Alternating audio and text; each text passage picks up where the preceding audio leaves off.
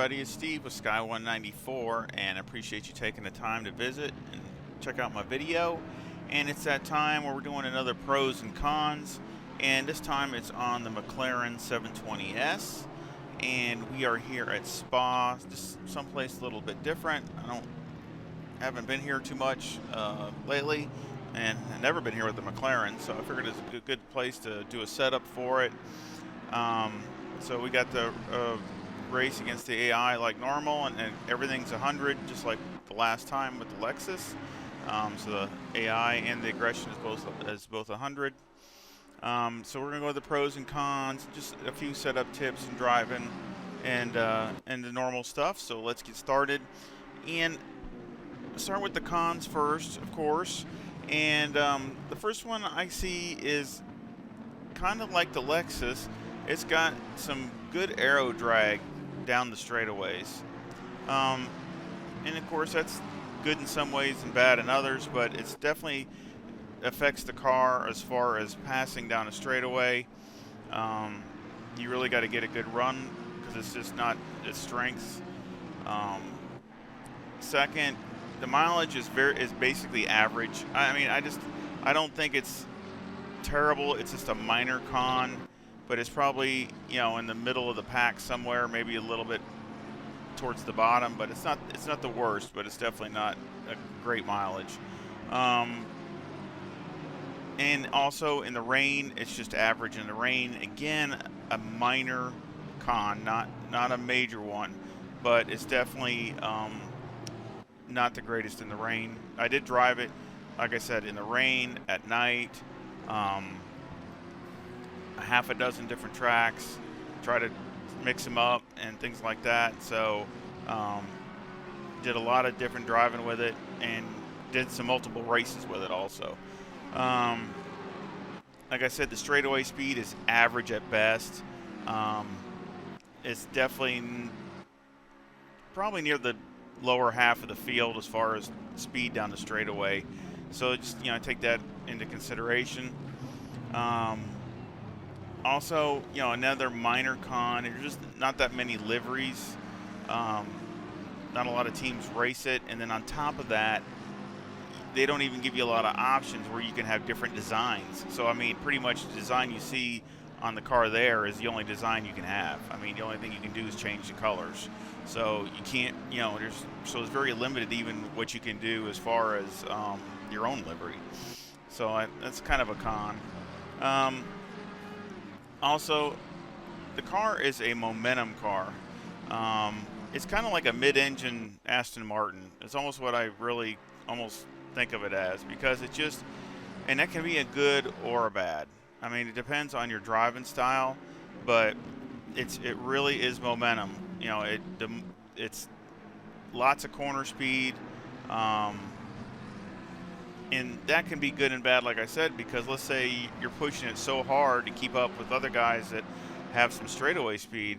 Well, you got to be really disciplined and really have a good setup to make sure it handles right, because if you do lose it, you're usually going to be gone because you're pushing it so hard through the corners to make up for some of the straightaway speed.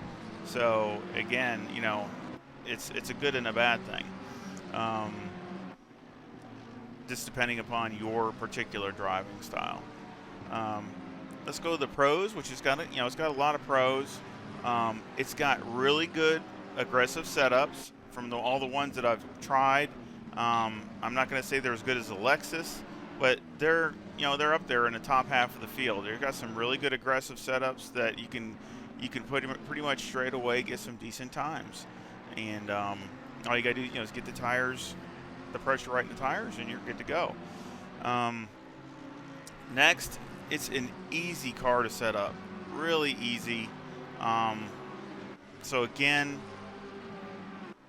as far as doing a setup, the one setup you get for it, it's pretty universal. What I mean by that is the one setup for, let's say, this track will work at a lot of other tracks. So it's a really universal type. It's not like one of these cars where every single track is, you got to completely change everything and all that. It's really pretty universal. Yeah, you might have to change one little thing or one little this or just a very little adjustment, but it's not like you got to reconfigure the whole car.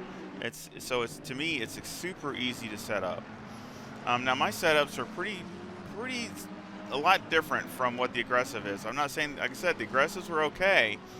Um, I did run faster with my setup, and to me it just felt loads better. But it's just the way I like to drive. So that's, again, it's just a personal preference. Somebody maybe like the aggressive ones more than they like, this one. So that is just to your own personal preference. It's got a great transmission, which I don't usually talk about it that much, but it really does. I mean, every single time, all the laps I did, it never had an issue. Never any kind of shift, and it didn't didn't shift. I mean, it was just every time it worked every time flawlessly. The car's got great balance on trail braking, which is really kind of odd for a mid-engine car. Where if you do that with a Ferrari or the Lamborghini, it's not the greatest. I mean, you got to be really careful. This car doesn't mind it. If you just do some light trail braking, it reacts really well. So it comes back to my driver friendly. It's, again, driver friendly and great balance when you're trail braking. You can do a lot of things with the car, and it's not going to just snap on you or get out of control. I mean, it is really communicates what it's doing. Next pro would be, it's kind of like the Lexus. It's a monster drafter. Obviously, just like the Lexus, it does have a good amount of aero drag, but I tried it at whether it was here going down the straightaway or at Mount Panorama or Monza. I tried all those tracks, and man, when you get behind somebody, this thing, it really takes off. I mean, even with the draft, I mean, the uppermost top speed is not super high, but it's pretty respectable, and I mean, it really reacts well when you get it behind somebody. So you can definitely keep up with somebody pretty good if you're behind, if you can stick to their bumper, so to speak. It's got a very solid rear end to it, where unlike a mid-engine car where you get a lot of them that they're really picky and they slide or this or that or whatever, they get an attitude. This one doesn't. The McLaren is really steady, communicates, like I said, really well what it's doing, and I really think it's good for somebody that likes the way the mid-engine car feels, but maybe is new to sim racing or newer to sim racing. I mean, this to me is way easier to drive than a Ferrari. I mean, that's just my opinion, but I mean, I was turning right up near my best lap times pretty much right away. It didn't take that much time. Setup was easy, and again, it's friendly in every way, whether it's the setup or driving the car, compared to a Ferrari where you're really struggling, or even a Lamborghini where it can get its little attitude sometimes, or even the Audi, or all these mid-engines. And to me, again, it's one of probably the easiest mid-engine car to drive in ACC is the McLaren. And again, it goes back with this great chassis. The chassis communicates well and doesn't surprise you when you're least expecting it. Let's go to a few setup tips and driving. And really, the setup tips, just a few of them. Again, I've kind of hit on the one. The setups are pretty universal, so you don't have to go from one track to the other and change everything. You might just have to do make one wing adjustment, or teeny bit of alignment, or ride height in the rear, mainly in the rear. It's really very little. You don't have to go crazy on stuff, and even the aggressive setups look pretty much the same almost between all the different tracks, very little differences. So that's another thing that shows is there's a few differences, but they're not like huge. So even the aggressives are that way. To get the braking out of the car, I was having a problem in the beginning on braking. I just could not get the car to brake like I wanted it to. So I noticed that the brake balance was at 58 or 59, I think, on one of the aggressive setups. And it just, I was having to brake a little earlier than I want to. And so I turned it down to 57 on the brake, the brake balance, put more to the rear. And it really helped it on the braking. And the rear end is so solid on the car that you gain a good amount of time. You don't lose any stability like you would in some other cars. And it really takes the car from a mid-level pack or maybe below to more in the upper part, the top half of the field in braking. It really makes a big difference with the McLaren. And I guess it's got all that downforce, especially a lot in the rear. So unlike a lot of cars where you add a lot of rear downforce, it kind of get nervous or this or that. The McLaren just doesn't. So again, I mean, I had every single track that I was at, I had it at 57, and sometimes even down to 56.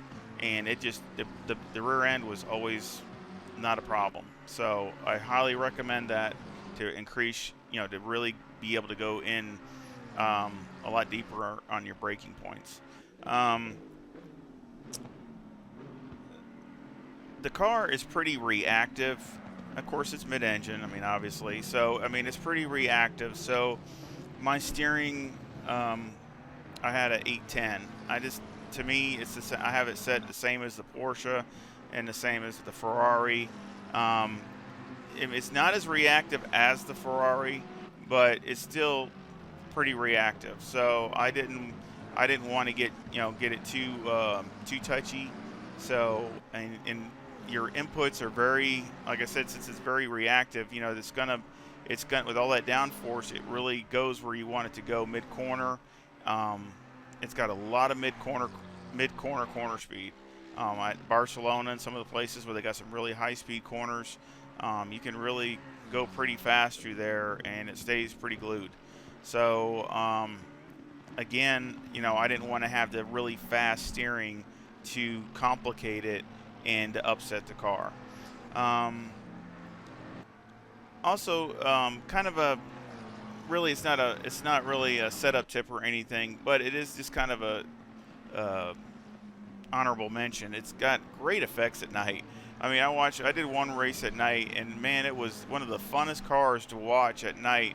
As far as if you want to watch a replay of it or something, the flames are shooting out the back, and it's the only car I've ever seen that I've noticed anyway. Other ones might do it, but I just haven't noticed it. But the McLaren, even I think it's on the upshifts, has this blue little teeny little flame that comes out. Not like the big red, the big fireball type stuff that comes out, I think, when it's decel, but it's got this blue little flame that comes out at nighttime.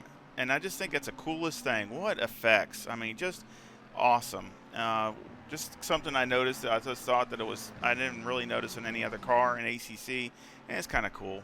So, and of course, like I said, I did drive it at night, and the lights were okay. I didn't want to put it as a pro or a con because they're okay. They're not great, but they're all right. So again, and like I said, I drove it in the rain, and I didn't struggle, but it definitely didn't have a lot of confidence. And I did work on the setup. And another thing you need to do is raise this car up. Not so much the back. The back is not so bad on most of the setups or even my setup. But on the aggressives, of course, just like most of them, the front end's buried into the ground.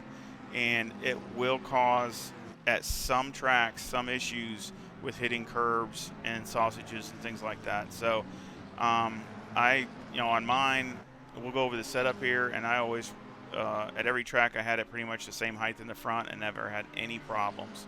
I did run it at Imola, and and that's really, from what everybody's saying, it's more of a front engine track, but I was actually running pretty good there with it. It did decent over the bumps, And I think I was running my fastest times out of any mid-engine car at Imola, and that was with a very not even a full done setup, just basically a roughed in setup. So I think it could do really well at just about any track. Um, the only one I kind of struggled a little bit was Zandvoort. I kind of struggled at that place with it, but that could be just me. I ran it at Brands Hatch. It did really well there, and that's a lot of up and down, changing altitude and everything. And it did. I was surprised. It did really good there. I got running really good times pretty much straight away. Barcelona, it did really good. Misano, I got down, really good into some really good times. I mean, it just went everywhere I went. The car is fast, and I hope you hear it here first. I think you're going to see this car since the BOP, since 2020, and I think they made some adjustments to the BOP. And my prediction is you're going to see this car a lot more in multiplayer and leagues. You're going to see it because it's easy to drive, easy to set up, and it's fast. It clicks all the boxes. So, and not only the biggest negative, like I said, is if somebody hates it because it doesn't have a lot of straightaway speed. It does hurt on that. But as far as overall lap times, it is a fast car. You just again, you just got to concentrate on its strengths. But let's go over the setup. I finished here. Oh, this is the last lap anyway. I finished second, and I was really happy after starting sixth. And it was a fun race. I mean, again, I had really good time battling out with the AI. I still think it's the best in the business. So let's go to the setup. Oh, and also we'll go over one thing here on the setup too. I had 26 pounds on all four tires, which is really rare. And they were pretty close.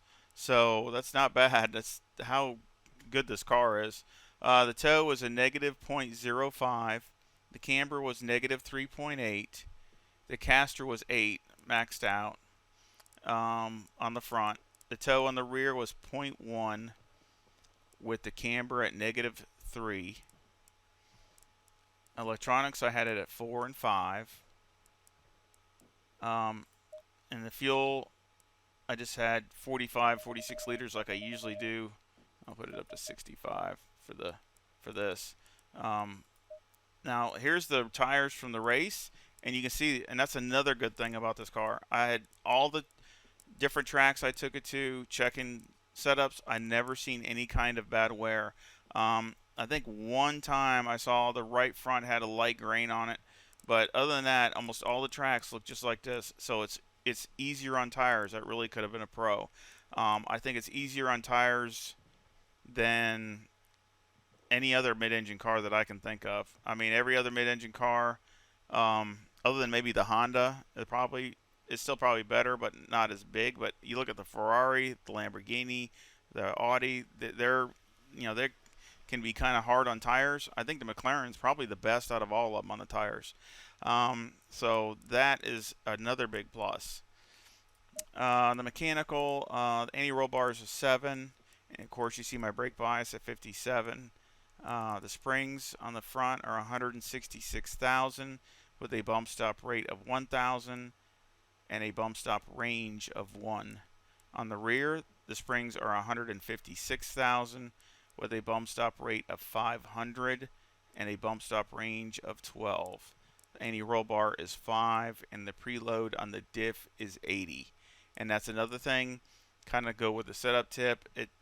This car does not take a lot of preload on the diff. Now, I'm not saying that it might take more than this at some tracks, but it's nothing compared to the Ferrari or Lamborghini or Audi, where they're usually over 100 or way over 100 or 200 or whatever. I mean, this here seems like it likes it right around this range between 70 and 100. So again, just a little bit different than some of the other mid-engine cars. The shocks on the front are 20, 17, 24, and 21. and on the rear it's 19, 16, 22, and 19. Aero, I have 54 in the front, and I pretty much ran that almost at every track, basically. 72 in the rear, that's what I changed the most. That gets probably one of the most things that gets changed from one track to the other. Could be anywhere from 72 to 76.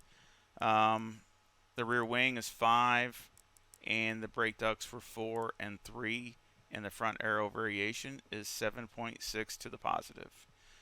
So that is the setup, and of course it's the Sky 6.1. I sure hope you enjoyed the video, and I sure hope you please look out for a update on the channel coming up soon, and that will be the video to register for the giveaway.